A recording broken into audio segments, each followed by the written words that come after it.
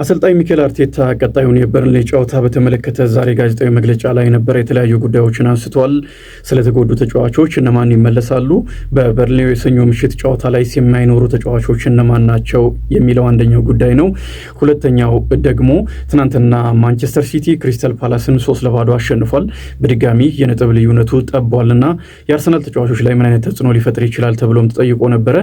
ሶስተኛው ጉዳይ በቀጣይ አርሰናል በርንሌይን ካሸነፈም ሐሙስ የሚቀጥለው ሳምንት አጋማሽ ላይ ከቦርንማውዝ ጋር በቦርንማውዝ ሜዳ ላይ ማንቸስተር ሲቲ ይጫወታል።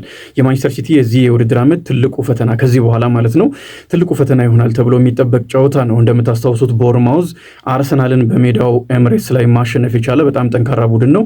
አሁን በአውሮፓ ተከታታይ ጨዋታዎችን ባለመሸነፍ እየተጓዘ ያለ ግሩም ስብስብ ነው እና እዚህ ጨዋታ ላይ ምናልባት ማንቸስተር ሲቲ ነጥብ የሚጥል ከሆነ እንኳን አስቀድሞ ነው አርሰናል ዋንጫ ማሸነፉን የሚያረጋግጠው የበርንሌውን ጨዋታ የሚያሸንፍ ከሆነ።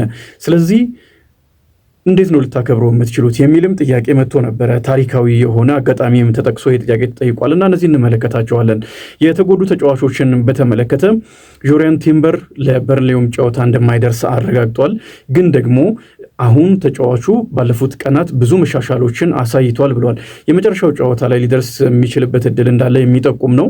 ያ ካልሆነ እንኳን የአውሮፓ ቻምፒየንስ ሊግ ጨዋታ የፍጻሜው ጨዋታ ላይ እንዲደርስ ያለውን ፍላጎት የሚያሳይ ነው። ለዛም ተስፋ እንዳለው በእኔ እምነት የአውሮፓ ቻምፒየንስ ሊግ የፍጻሜ ጨዋታ ላይ ምናልባት ሊደርስ የሚችልበት እድል ይኖራል። አንዳንድ መረጃዎች ከዚህ ውድድር ዓመት ውጪ ስለመሆኑም የሚዘግቡ ስላሉ ማለት ነው። ግን ደግሞ አሰልጣኝ ሚኬል አርቴታ ስለዚህ ሳምንት ተጠይቆ ከበርንሌ ጨዋታ ውጪ ነው፣ ግን ለውጦች መሻሻሎች ስላሉ ምናልባት ቀጣይ የመጨረሻ 38ኛ ሳምንት ከክሪስታል ፓላስ ጋር ወደ ደቡብ ለንደን ተጉዞ ሰለረስት ፓርክ ላይ በሚያደርገው ጨዋታ ላይ ሊኖር ይችላል። እንደዛ ነው የንግግሩ ሀሳብ ወይም ትርጉም፣ እንደዛ አይነት ስሜት የሚሰጥ ነው እና ምናልባት ጆሪያን ቲምበር በመጨረሻው ጨዋታ ላይ ሊኖር የሚችልበት እድል ይኖራል። ግን ደግሞ የአንዳንድ መረጃዎች በፕሪሚየር ሊጉ ከዚህ በኋላ አይመለስም፣ ምናልባት የቻምፒየንስ ሊግ የፍጻሜ ጨዋታ ላይ ነው እያሉ ይገኛሉ። ተስፋው በዓለም ዋንጫ ላይ መመለስ እንደሆነም ነው ብዙ መረጃዎች የሚያሳዩትና አሰልጣኙ ግን ለአርሰናል ደጋፊዎች ተስፋ የሚሰጥ አስተያየት ሰጥቷል። ባለፈው ቤን ዋይትም ስለተጎዳ ከዚህ የውድድር ዓመት ውጭ ስለሆነ እንደዚሁም ከዓለም ዋንጫም ውጭ ሊሆንም ስለሚችል የመጨረሻ 3 ጨዋታዎች ለአርሰናል ከሁለቱ ቢያንስ አንደኛው ተጫዋች መኖሩ እጅግ በጣም ወሳኝ ነበረ። ሁለቱም ዋነኛ የቀኝ ተከላካዮች አይኖሩም ማለት ነው በዚህ አይነት ጆሪያን ቲምበርም የማይመለስ ከሆነ።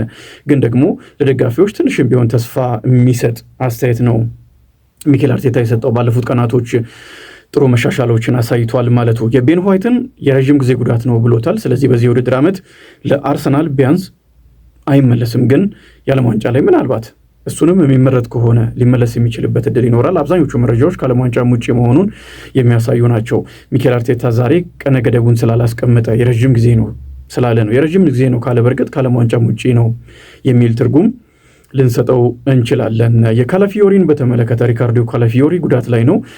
ለበርንሌ ጨዋታ ይድረስ አይድረስ እንዳልታወቀ ነው የተናገረው። የቀጣይ ቀናትን ልምምዶች መመልከት ይኖርብናል ብሏልና ምናልባት ካላፊዮሪንም ላንመለከተው እንችላለን። ለአርሰናል በጣም አሪፉ ነገር ፒየሮ ሂንካፒዬ አለ። እሱ በጣም አሪፍ ዝውውር መሆኑን ያሳየ ተጫዋች ነው። በዚህ ውድድር ዓመት ካላፊዮሪ በሌለባቸው ጨዋታዎች ላይ በደንብ በተለይ አርሰናል መከላከል በሚፈልግባቸው ጨዋታዎች፣ ጥንቃቄን በሚመርጥባቸው ጨዋታዎች ላይ እንዴት አይነት አስደናቂ ተጫዋች እንደሆነ ተመልክተናል። የካላፊዮሪ መኖር ግን የአርሰናልን አጠቃላይ ጨዋታንም ሲለውጠው ነው የተመለከትነው። ማጥቃቱን እጅግ የሚለውጥ አይነት ተጫዋች ነው። ሲያስፈልግ ወደ መሀል እየገባ የቁጥር ብልጫ አርሰናል እንዲያገኝ ማድረግ ይችላል። እንደዚሁም ደግሞ ልክ እንደ አጥቂዎች ሁነኛ ቦታ ላይ ተገኝቶ ሙከራዎችን ማድረግ የሚችል አንዳንድ ወሳኝ ጎሎችን እንዳስቆጠረም ታስታውሳላችሁና እንደዚህ አይነት ተጫዋች አርሰናል ሊያጣ ይችላል። ከጉዳት ጋር በተያያዘ እነዚህ ናቸው የተነሱት። የትናንትናው የማንቸስተር ሲቲ ጨዋታ አርሰናል ላይ ምን ተጽዕኖ ፈጥሯል ተብሎም ተጠይቆ ነበረ። ምንም አይነት ተጽዕኖ አልፈጠረም ብሏል። እኛ ከእጃችን ከቁጥጥራችን ውጭ ስለሆነ ነገር አናስብም፣ እኛ የምንጨነቀው በእጃችን ላይ ስላለ ነገር ነው በሚል ቀጣይ ሰኞ ምሽት ስለሚደረገው የበርንሌ ጨዋታ ተናግሯል። በኤምሬትስ የሚደረግ ጨዋታ ነው እና በተቻለ መጠን ይህንን ጨዋታ በምርጥ አቋም በምርጥ ዝግጅት መጫወት ነው የምንፈልገው ሲል ተናግሯል። ትክክለኛ መልስ ይመስለኛል። በእርግጥ ብዙ ጊዜ ሚኬል አርቴታ እንደዚህ አይነት ከክለቡ ውጭ ስላሉ ስለ ሌሎች ጉዳዮች ሲጠየቅ፣ ስለ ሌሎች ክለቦች አቋም፣ ስለ ሌሎች ክለቦች ተጫዋቾች ሲጠየቅ ስለ ክለቦቹ ፖዚቲቭ ነገር መናገር ካልሆነ በስተቀር አይናገርም ብዙ ጊዜ። ያንን ነው አሁን የሚያደርገው። አርሰናል ሁልጊዜ ቀጣይ ስለሚመጣው ጨዋታ በእጃችን ላይ ስላለው ጨዋታ ነው የሚያስበው በሚል ነው የሚገልጸው እና ያንኑ አስተያየት ዛሬም ሰጥቷል። አንደኛው በጣም የሚገርመው ቀጣይ አርሰናል ሰኞ ዕለት በርንሌይን የሚያሸንፍ ከሆነ የሳምንቱ አጋማሽ ላይ ነው ማንቸስተር ሲቲ የሚጫወተው። ምክንያቱም የኤፍኤ ካፕ ጨዋታ ከቼልሲ ጋር እሁድ ዕለት ስላለው የሚቀጥለው ሳምንት አጋማሽ ነው የእንግሊዝ ፕሪሚየር ሊግ 37ኛ ሳምንትን ጨዋታ የሚያደርገው ሌላ አማራጭ ስለሌለ ማለት ነው። 38ኛ ሳምንት አሁን ካለው ሳምንት ቀጥሎ ባለው ሳምንት ስለሆነ የሚደረገው ሌላ አይነት አማራጭ ስለሌለ የሳምንቱ አጋማሽ ላይ ማንቸስተር ሲቲ መልሶ ጨዋታ ያደርጋል። በዛ ላይ ደግሞ የዋንጫ ጨዋታ ነው የሚጫወተው፣ ከቦርማውዝም ጋር ነው የሚጫወተው። በጣም ከባድ ጨዋታ ይሆናል።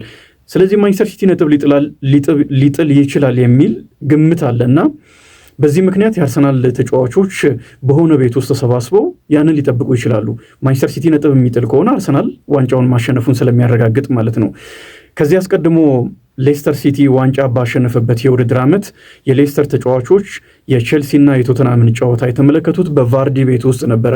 ያ ጨዋታ እነሱ ባሰቡት መልክ ስለሄደ ቶተናም ስላላሸነፈ ሌስተር ሲቲ የዛን ቀን ዋንጫ ማሸነፉን አረጋገጠና በቤት ውስጥ በጣም የሚያስገርም ድባብ ነበረ። እጅግ በጣም ደስ የሚል ስሜት ነበረ። ከዛ በኋላ ጨዋታ ሲያደርጉ እንኳን ሻምፒዮኖች ሆነው ነው ጨዋታ የሚያደርጉትና ያንን ስሜት አንድ ላይ በጋራ ሆኖ ማክበር በጣም አስደሳች ስሜትን ይፈጥራል። እንደዛ አይነት ነገር ይኖር ሆነ ወይ ተብሎ ተጠይቆ ሚኬል አርቴታ እንደዚህ አይነት ነገር እንደማያስብ ተናግሯል። ስለ ቀጣዩ ስለ በርንሌይ ቀደም እንደጠቀስ ነው ለዚህም ጥያቄ የመለሰው ስለ በርንሌይ ጨዋታ ብቻ ነው የምናስበው የሚል መልስ መልሷል። ግን ምናልባት ሰኞ ዕለት አርሰናል በርንሌይን ካሸነፈ በኔ ግምት ምናልባት ተጫዋቾች ሚኬል አርቴታ ያንን ባያደርግ ተጫዋቾች ግን ተሰባስበው የሚያዩበት እድል ያለ ይመስለኛል። ምክንያቱም በቦርማውዝ ማንቸስተር ሲቲ ነጥብ የሚያስጥለው ከሆነ አርሰናል ዋንጫ ማሸነፉን ስለሚያረጋግጥ በጋራ ሆነው ያንን ደስታ የሚያከብሩበትን እድል ስለሚፈጥርላቸው ማለት ነው። ግን ደግሞ ጠንካራ ጨዋታ እንደሚሆን እገምታለሁ። የአርሰናል ጨዋታ ሰኞ ዕለት የሚደረገው ከበርንሌይ ጋር የሚደረገው ጨዋታ በርንሌይ ከአስቶን ቪላ ጋር ያደረገውን ጨዋታ ተመልክታችኋል። በጣም አሪፍ ቡድን ነው። የወረደ ቡድን ቢሆንም መውረዱ የተረጋገጠ ቡድን ቢሆንም ግን ፈተና ሊሆን ይችላል። የመጀመሪያው ጨዋታ ላይም አርሰናል ተፈትኗል ከበርንሌይ ጋር። በጣም አሪፉ ነገር አርሰናል በሜዳው ነው የሚያደርገው። ተከታታይ ጨዋታዎችን አሸንፏል። የአውሮፓ ቻምፒየንስ ሊግ የፍጻሜ ተፋላሚ ነው። አሁን በደንብ ቅርጹንም እያገኘ የመጣ ነው። በዛ ላይ ባለፈው ሳምንት ከዌስትሃም ዩናይትድ ጋር ተጫውቶ ባለቀ ሰዓት ማሸነፉ ቡድን ውስጥ የፈጠረውን መነቃቃት እየተመለከትን ስለሆነ በሙሉ ኃይል በሙሉ ተነሳሽነት ይህንን ጨዋታ አርሰናሎች እንደሚያደርጉ ይጠበቃል። እናንተ ምን ታስባላችሁ? ዋንጫው ወደ ማን ሊያመራ ይችላል? ወይስ ገና ከሆኑ መናገር ይከብዳል? ኮሜንት ላይ አስተያየቶቻችሁን አስፍሩ።